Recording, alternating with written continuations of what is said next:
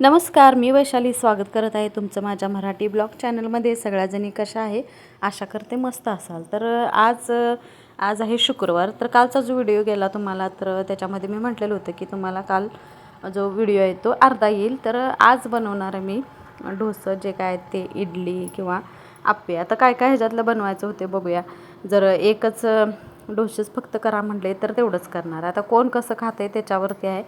आणि इथं बघा पीठ एवढं भारी भारी फुगलेलं होतं मस्त. तर तुम्ही पोहे घालून बघा कधी पण.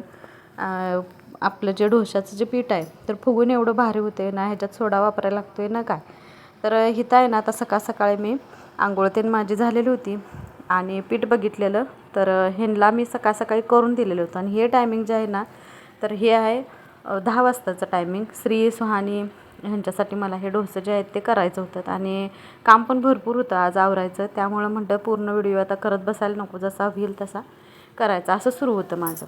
तर हिथं आहे ना लागलं चहा ठेवून घेतलेला, कारण श्री आणि सुहानी यांची आंघोळ झालेली होती आणि त्यांना आता म्हटलं द्यायचं. आता हे तर त्यांना करून खायला असं येत नाही, पण मला भारी वाटतं आपण एखादी गोष्ट केली आणि ते जर पोराने नवऱ्यानं असं खाल्लं ना तर भारी वाटते बघा. आता मी सकाळी ह्यांना दिलेलं, त्यावेळी का मी बटाटे भाजी केली नव्हती, कारण रात्रीचे जी भांडी होती तर ती माझी घासायची राहिलेली होती, कारण कालच्या कामाचा सगळा गोंधळच होता. त्यामुळं तर भांडी नव्हती घासलीत रात्रीची. आणि ती आता सकाळपर्यंत एखादं काम आपण असंच ठेवलं रात्रीचं किंवा एक्स्ट्रा काय तर करायचं असलं आपल्याला, तर असा गोंधळ होते. सगळ्यांचंच होत असेल, माझंच असं नाही, सगळ्यांचं होत असेल. आपणच भरपूर हुशार पाहिजे की कामं जे आहेत ते कशी करायची आणि काय करायचे आपल्या हातात पाहिजे की कसं नियोजन करायचं. तर असं मी आता रुटीनमध्ये यायला लागलेलं आहे थोडं का होईना. आणि एक्स्ट्राचं काम म्हणजे कामं लावणारेच भरपूर आहेत घरात, काम हलकं करणारं कोण नाही आहे. त्यामुळं तर इथं बघा दूध तापायला ठेवलं. तर माझ्या लक्षात आलं की ज्या वेळेला आपण असं बंद चालू करून ज्या वेळेला दूध असं चांगलं शिजवतो आहे आपण, म्हणजे कडवून घेतो आहे, त्यावेळेला बघा शाई जाड अशी येते. आपण लगेच तापल्या ठेवलं ना तर शाई येत नाही. 2-3 दिवस झालं माझ्या लक्षात यायला लागले. त्यामुळे बघा शाई जी आहे ती जाड यायला लागलेली. तर काढायला म्हणजे बरं पडत्या जाड जेवढी शाई येईल ते. आणि डोसं मला येतच नव्हतं करायला. मला एवढं वाटायचं की मला कसं काय येत नाही, सगळेजण करतात, सगळेजण आपल्या मुलाबाळांना खायला घालतात, मला कसं येत नाही असं मला सारखं वाटत राहायचं. आणि आता येते इतकी भारी वाटते. आणि ज्यांना येत होतं त्यांना विचारलं तर त्याची लय म्हणजे हे आहे ते आहे असं काय तर सांगायचे. आता हे झालेल्या गोष्टी आहेत. तर असं काहीच आपल्याला येत नाही असं कधीच नसते. आपण करायला बघितलं आणि शिकलो तर कोणच आधीपासून शिकून येत नाही. हे सगळे आपण बघून कुणाचं तर बघूनच असं शिकत असते.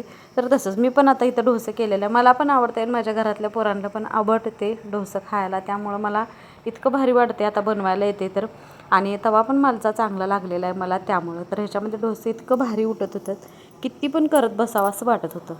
तर इथं सुहानी गेलेली होती आंघोळीला, म्हणतात आता स्त्रीला द्यावं. मला असं भारी वाटते बघा, केलं आणि मुलांना दिलं आणि त्यांनी जर पोट भरून असं कुठला पण पदार्थ केलेला खाल्ला तर मन खुश होते. आपण जे केलेल्याचं सार्थक झालं असं वाटते. बटाटे भाजी करणार आहे जरा थोड्या वेळानं, अजून काय चावरालं नाही माझं. खा, तुझ्यासाठीच केलं, खा, असू दे. होय बरं. मग हे नाही म्हणून का नाही चटणी नाही करणार, कारण आता इथं नारळ असेल का नाही माहीत नाही. त्यामुळं तर बटाटे भाजी करतो दुपारच्याला. पप्पांना पण दिलं चहा संग, पप्पा गेले. आता दीदी उठले की दीदी त्या दोघीसनी मग सानू आले की देतो करून. आवरून घेतो, आज लय काम आवरायचं आहे. Bye bye.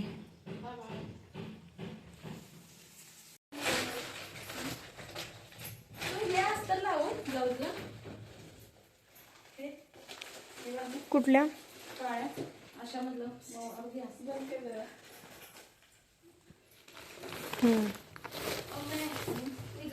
उलट हे मऊ आहे, ते हे टोचणार नाही. हेच लाव ना आज. जेवण आहे शिल्लक सगळं.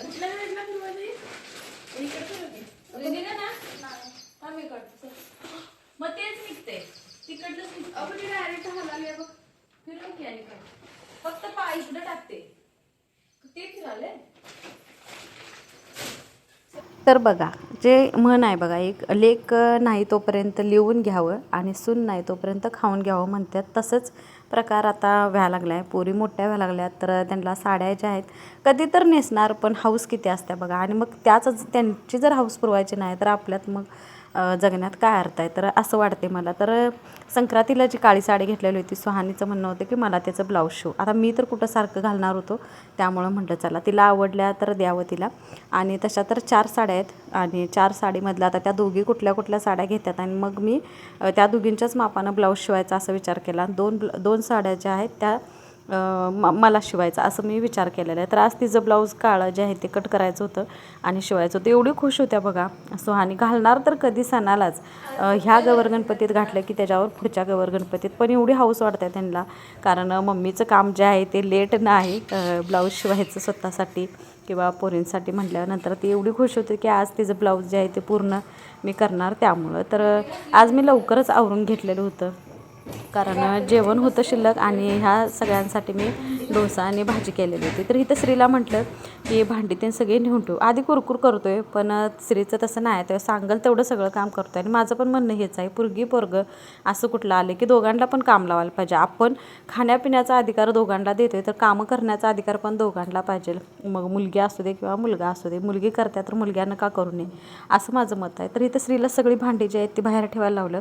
आणि आता पडदं काढलेलंच आहेत, लागलंच तर म्हटलं काचवरनं एखादा हात फिरवावा, कारण परवा जेव्हा मोटर लावलेली होती त्यावेळेला का नाही पाईप फुटलेली, ती सगळं पाणी काचावरती पडलेलं होतं. तर एकदम अशी धुतल्यासारखी झालेली, खिडकीतनंच पाणी सगळं पडलेलं होतं. तर म्हटलं चला एक हात मारला की खिडकी जी आहे ती स्वच्छ होईल.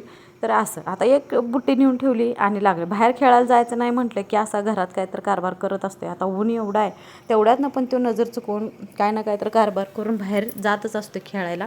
तरी पण माझं त्याला सारखं काम लावायचं सुरूच असते, हे कर ते कर, अभ्यासाला बस अशा. आणि मग कसं होते बघा, मम्मी वाईट आहे, मम्मी काम सांगत्या, मम्मी अभ्यासाला बस म्हणत्या, असं होते. तर बोलणारं माणूसच काय वाईट दिसत असते.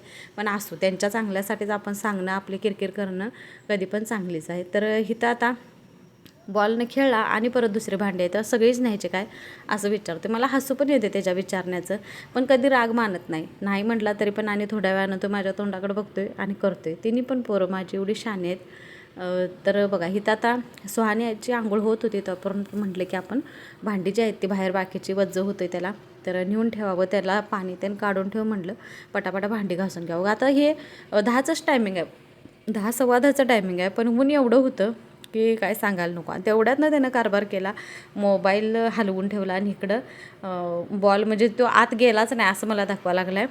आणि असते आहेत बघा, काय ना काय तर कारभार करतच असतात पोरं. तर आहेत काय तुमच्या घरात अशी पण, की जे मम्मी काम करत असलं तर त्रास द्यायचं आणि करू नको म्हणलं तर करत राहायचं असं. आणि परत येऊन त्याचंच मला येऊन सांगायला लागलं आहे की माझ्या हातनं मोबाईल जो आहे तो हललेला आणि बहुतेक पडला पण असेल, आता मला काय माहिती नाही. आणि परत त्यानं लावलेला होता तसा. तर इथं बघा भांडी त्यांनी सगळी ठेवली बाहेर आणि एवढी भांडी पडलेली होती, रात्रीची, सकाळची, चहाची, आता हे सगळं बनवलेली त्याची. तर म्हणलं चला आता एवढा उशीर उन्हात बसून भांडी घासण्यापेक्षा डोक्यावर काय तर घ्यावं, कारण ऊनच सण होईना झाले. बाहेर लोक कशी काम करतात देवाला माहिती, कारण बघा एवढं ऊन आहे, 10 10:30लाच एवढं असं ऊन लागते की नको वाटते. परवा तर फक्त डांबापासून चालत खाली आल्यानंतर चक्कर आल्यासारखं झालं. त्याच्यावरती रक्ताची टेस्ट केली, गोळ्या आणल्या, गोळ्या सुरू केल्या, तरी पण आता भीती वाटते, चक्कर नको वाटत्या. आणि कशानं होत असेल बाई काय देवाला माहिती. आता बघा सानू आलेली होती, तर तिचं पण म्हणणं असं होतं, तू बाहेर का उन्हात भांडी घासत बसत्यास, कशाला तू उन्हाचं काम करतेस, असं तिचं म्हणणं होतं. पण 10 वाजलेत म्हटलं एवढं काय ऊन नसते आपल्याला वाटते, पण तेच ऊन एवढं लागते की डोकं दुखल्याशिवाय राहतच नाही. तर मी पण येतो भांडी घासायला असं तिचं म्हणणं होतं.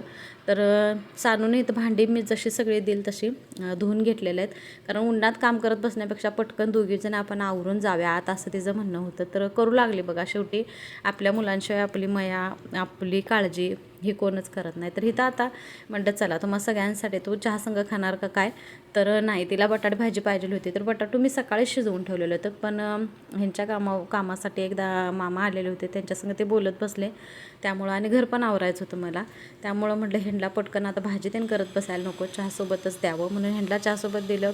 श्रीनं पण चहासोबतच खाल्लं. आणि आता इथं ह्या दोघींसाठी म्हटलं चला आता बटाटे भाजी सगळ्यांसाठीच होईल तर करावं. तर इथं बटाटे भाजीसाठी बटाटा थोडा अजून शिजायला पाहिजे होता. भात आणि बटाटे मी लावलेले होते सकाळीच आंघोळ झाल्यानंतर कुकरला, तर ते लावायचं होतं पण शिजलं नव्हतं जास्त, त्यामुळं म्हटलं आता काय करायचं. तर अशीच अशी बटाटी भाजीसारखी भाजी नसत्याच बघा तुम्ही बाहेर गेल्यानंतर.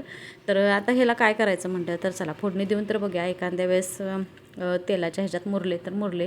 आणि मग लक्षात आलं की माझ्याकडे तर ते बटाटू ज्यानं चुरतोय बघा आपण, तर ते आहे, त्याला काय म्हणतात काय माहिती. तर इथं ना ह्याच्यासाठी घेतलेलं आहे मी मिरची, कोथिंबीर, थोडंसं जिरं, आलं, लसूण.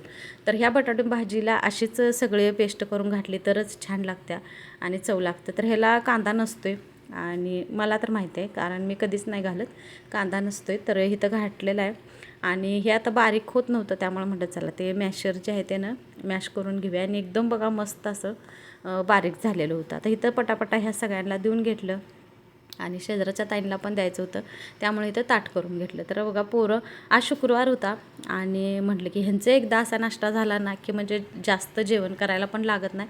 तर मी आता असंच ठरवलं, उपवासाच्या वेळेला असं काहीतरी केलं ना तर खात्यात पण पोटभर आणि मग जास्त मला उशीरपर्यंत किचन कट्यापाशी उभारायला लागत नाही, आवरायला लागत नाही. एवढा असा नाश्ता केला की होते. आता परत इथं मी ठेवलेलं आहे बाकीचं जेवढं काय डोसा आहेत ते करून घ्यावं म्हटलं. तर इथं बघा दुपारच्या वेळेला हे 4 वाजताचं टायमिंग आहे. मी इथं ब्लाऊज शिवायला बसलेलं होतं. तर सुहानीला अशा प्रकारे मी ब्लाऊज शिवत आहे. आता हे पूर्ण होतं आहे आजच्या दिवसात का काय बघूया. तर चला आजचा ब्लॉग कसा वाटला, आवडल्यास लाईक शेअर सबस्क्राईब करा. चला भेटूया नेक्स्ट ब्लॉगमध्ये.